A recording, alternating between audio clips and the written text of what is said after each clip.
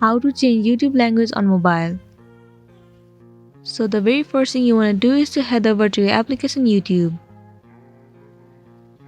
Tap on New at the bottom right corner. And then click on this gear icon at the top right corner. And here you can see that there is no any option where you can change the language of your YouTube.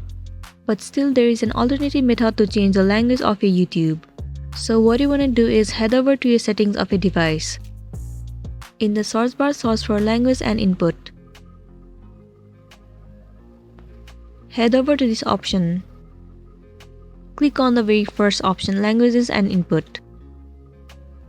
Once again tap on languages. Simply click on add a language. Well, from here you can select any of the languages that you prefer. All you want to do is click on the language that you want to set it on your YouTube. Let me choose one random language from here.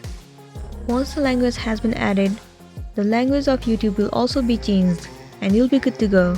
So that's it, and this was a tutorial video on how to change language on YouTube. I really hope this video is going to be helpful for you. Thank you for watching it till the end.